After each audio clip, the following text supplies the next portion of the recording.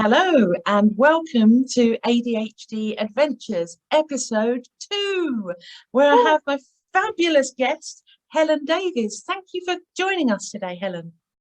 Oh, you're very welcome. It's very exciting. I love the title ADHD Adventures. I think that kind of, for me, is what ADHD, the plus points for sure, it's all about. So yeah, brilliant. Thank you. Thank you. And yes, life is an adventure, and even more so with ADHD, right? Yeah, the good and the bad. Okay, so let's dive straight in. Helen, where are you from and what do you do? So based in the UK, I live in Brighton. I like portfolio working, which is a really posh way of, I do let my ADHD brain do more than one thing. So I'm part-time clinical director, which is really exciting. The first nurse in the country to have that role, because it was traditionally a doctor's role. So where I work, they're trialing other people doing that. So no pressure. And I've been a nurse for 34 years this month, actually, which is exciting. And so I do that work 2.5 days a week, and then the other 2.5 days I have my own entrepreneur business. I run Practical Wisdom, which is a not-for-profit organization which is all for neurodiverse adults, which is pretty exciting, and we do a number of different things. But yeah, so those are my main two worlds when I'm not being a parent to my adopted little boy. Wow, that is a lot of stuff going on. Brilliant. Thank you. So what led you to discover your ADHD? I have to say, my journey into the entrepreneur world, it was really funny. So I've always known I'm dyslexic. I thought I was dyspraxic, then realized I wasn't. So I slinked off that Facebook group, slightly awkward. But I probably have traits, I would say, definitely, because no ornament's safe. But then when I went for the I was speaking to someone who is newly diagnosed ADHD, and I got in that awful mess in my text. That is not my secret power at all. And he was like, "Oh, that's unusual. Oh, that's unusual." And I was having these mini meltdowns as we went along and explaining how I got to where I got, and it was a fine mess. And it's really funny. Every so often in the conversation, he very gently went, "Oh, that's an ADHD trait, you know." He'd say it again with something else, and then something else. Oh. And then when I looked at it, I had like over 80% of all the traits that you get for an ADHD. I went, oh. And I'd actually put a lot of the things down to how I was to being Macedonian, because I thought that, you know, my emotions being up and down, being slightly larger than life, that it was all from that heritage. And I was like, oh, you know, it's like we're all free and got like have lovely times, and like, yeah, you know, I get there when I get there. I'm on Macedonian time. So it didn't like occur to me at all really till very much later that I had ADHD, and then I went, oh, that actually makes quite a lot of sense. Gosh, yeah, so that's quite a realization, and especially as you thought a lot of it was down to being Macedonian. Yeah, and if you actually, I think it's really interesting if you look at neurodivergent, you know, the different aspects that are. It also, if you interplay the cultural aspects, that definitely plays in. So for me, I didn't ever worry about the shame relating to ADHD or anything like that, because I thought I'm Macedonian. And I was like, basically like, live with it, guys, you know. It's like, fine. I'm like, there's a whole country like me, and there still is a whole country who I have very much have affinity, and culturally I'm much more like that side of my family. But actually in this country, some of the traits, you know, wouldn't be seen that. And actually, I guess when it's harder to, you know, like we have to do the masking all the time, when you realize you're not, you know, I call it owning my weird, but you know, I know that I am different. I know that I think in different time spans to other people. So it is genuinely, you know, an ADHD thing for sure. Yeah. Brilliant. Okay, owning my weird. Love it, love it, love it. So what is different for you now that you know? I think it's the amount of strategies and hacks that you can give a go that you never even thought of. And I think for me, having access to that is really helpful. I think anything that makes my life a little bit easier is always a winner. And so, for example, I'm absolutely appalling at tidying. Hate it with a passion. Anyone who knows me, I'm quite famous for it, as well as, you know, being late for everything. But the like one of the hacks was like a body double, and I thought that was just for films, but actually turns out, actually, if you have somebody in your room, whether it's physically or virtually, while you tidy, it really helps. I'm like, oh my god. I was like, that's transformed, that I can actually do it, because I really find, I mean, it's really weird, right? Okay, I have saved many people's lives. I run there for emergencies. In fact, you know, I turn around emergency departments and help support them get the best they can be, right? What I did in the past. So I love a drama. I'm all good at that. But you give me a box with the stuff to tidy, my pupils will go and my heart will go. It's so much harder than running an A&E department for me. And that's such a great example of how we can be great in a crisis and, you know, manage and turn around A&E departments, well, not me, you, yet be reduced to tears by the thought of tidying something. Like, seriously.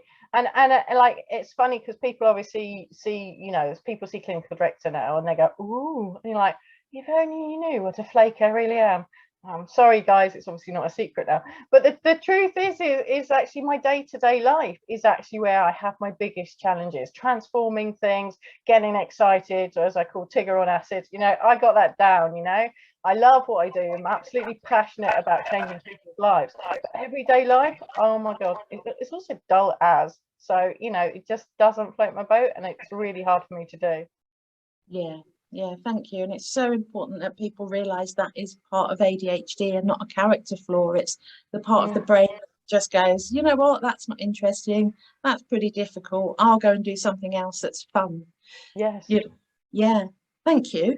So what are your superpowers or your strengths then that you attribute to ADHD? Oh, there's so many. It's really exciting. So my little tagline I like to say is that I have 3 lives in one, because the amount of volume of stuff I can do is really, a lot of people just like go, what? And I only managed to own that literally in the last sort of 2 years. Before that, I was really shy. Part of my masking was not actually showing how much I did. I just quietly beavered away. But actually, I've always done a lot. Like, even in my nursing, I always had one main nursing job, and then you did overtime nursing, and then I was doing a master's, and then I have belonged to my sports clubs. So I never even like from the beginning did just a small amount. I always did, like, I don't know, because a whole day for me feels like a week for other people, is what I normally explain to sort of, you know, your more atypical type person, because it's like that childhood view, summertime goes on forever and weeks go forever, and it really feels like that for me. And so I love to do lots of different things, and so that's my superpower, because that means I can be a clinical director and being the first doing that, but along with all the other firsts I've done within the NHS, whilst setting up an entrepreneur, whilst being a single parent, you know, and also learning lots about a trauma-informed approach, which pretty much is, my learning was been like this for the last 8 years. And I can manage to do that and have friendships that are, you know, rich, and make sure they're okay. What I notice is that I can wear people out, because I am literally that full on. And I personally have quite a wide range of friends, and, you know, you can see when people glaze over, they're like, ooh. So I try and stop it before I get to that stage and rotate round. I do actually rotate round, because I know how intense I am, and that's equally what made me an exceptional project manager. I wasn't good at the detail, but if you want me to go all around the hospital and see everyone get a piece of stage, you know, that kind of project side, I had that down. So it helped me with things like that. So I think it's the capacity that I can do when I have a hyper focus is really, really powerful. Yeah, so it's so great that you're able to tap into that strength, all of those strengths, and it sounds like the work you've been doing has really supported you to do that. So being in the right job is crucial as well, isn't it? So crucial, and obviously it depending on your personality type as well, but like the NHS is great. It's a complete playground, because you can change job every 6 months, truthfully, if I'm honest, and it'll take your last, you know, ounce of blood if you let it, but you can give so much and it not look like you're flaky and you get bored and you've gone to the next project. But see, so it's really exciting because the NHS, I look like I've got 33 years NHS, which is one employer, but within that, whereas a whole scope of different projects, initiations, different roles, and and that's what kept it really interesting and fresh, and still does. I mean, I literally having my best work life ever with that and my entrepreneur world. And I think it also, being an entrepreneur, as you know, is really something that's so exciting for someone who has ADHD, because you have to keep on your toes all the time. So I think finding the right job where you can excel and maybe drop some of the things you're a bit rubbish at. Yeah, lovely, thank you. Really, really fascinating. And yeah, so tell me a funny story that's somehow related to your ADHD. I have a lot. I won't say too much, but basically I have a rule which is make one new, let's say, fluff up a day, because I do make monumental amount of mistakes. Timekeeping obviously is a classic. So I was going through the airport in Glasgow like 2 weeks ago, and who knew, when you're talking you can go down the stairs instead of to the right, and that takes you back out into the main arrivals. And of course I hadn't left enough time, like it was just enough time to get to gate, and so I was like, oh, what? And then I was like pleading at the people, like, you got to let me through fast or I was going to miss the plane. And they did, and they tried to say we just get there next year, and I went, no, that's not going to work for me. I'm like, come on, like, you should have better signage, you don't, and all the rest of it. Anyway, and I was trying to do that and charming. Anyway, they let us through, thank God. And then we had to leg it all the way around again. And then we were literally got there, and then it was up to the pilot's discretion, and thank goodness he let us in. And we got it. So that's why it's a funny story as opposed to a sad story. But literally, I was like, I thought I need a bit of oxygen by the end of it. But yeah. Thank goodness you made it onto there. But yeah, the timings things, not leaving enough time, and then having a mishap right at the end. Oh my gosh. Yeah, classic, really.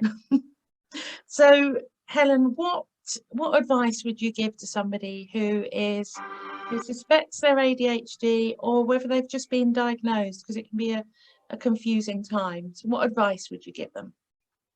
So I think the best advice is you're not alone. There's loads of advice, actually. I would say there's a few key things. Know you're not alone.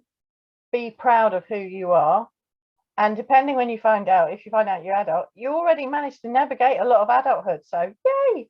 So don't forget how much you have done and you are doing, and how amazing that is. And own your weird. Since I've started owning my weird, and we have safe spaces where we can like drop our mask. I don't think you can do it all the time. I think that's slightly naive. But I do think, having a place where you can, like there's the Amigos in Brighton that we run that is like face to face. And I think you need to find your tribe and feel like, you can still belong, and it's nice, and actually be proud of who you are and what you've accomplished already, and realize that this diagnosis gives you access to a whole new bunch of strategies, which is pretty cool. And so that's the main message, I would say. Yeah, thank you. Really lovely. Sorry, one more thing. What helps you? I know that's a massive question, but what really helps you with your ADHD? So if I'm on a good moment, it's great. You're flying. Must not do shopping at that point. Bad idea, because then you buy all of the things you never needed. But when I'm down, the bit which people don't see, because what goes up goes down, I say, is having a support network, being good at self-care and self-love. So if I know that some days and a certain amount of time I'm like super productive, like off the scale, and there will be other times in the week that I'm absolutely useless to everyone. I say bad brain days. And on those days I try and have flex in my calendar so that when that happens, I just take things down a gear and I don't give myself a hard time. and you know, and that you've got friends that you can talk to, like I said, the tribe's important, and that you do things that nourish you as a person, you know, good self-care. And I wouldn't say I was brilliant at self-care really, and you know, until the last couple of years. Literally, that was one of the things I found out from ADHD. And I decided I'd take much better care about myself, and starting to be better about nutrition and all those kind of things. So, you know, self-care is absolutely vital, and not giving yourself a hard time. And if you can plan your diary along with how your energy ebbs and flows, that really makes a massive difference. Yeah, thank you. And it's not a case of just doing the same thing day in, day out. You do need to allow for the different energies. Yeah, thank you so much. Helen, thank you for being my guest. Where can people find you if they want to find out more about your programs and your coaching? Yeah, so my website is practicalwisdom.uk, so no co, so it's practicalwisdom.uk. You can find me there. And actually, it's really good. We've got, for those parents out there, we've got a parent recharge, 5-day recharge free event coming up that won't take up loads of time, but will give you loads of hacks. And that's coming up soon as well. So if you don't mind, I might add down below a link for that as well. Yeah, brilliant. If you send it to me, Helen, and what Yeah. I'll do when I send this out next week, I'll make sure that's in the links. Amazing. Yep. Yeah, brilliant. Well, thank you so much for coming along and sharing some of your story. Oh, you're welcome. It's always a pleasure to see you. Thank you.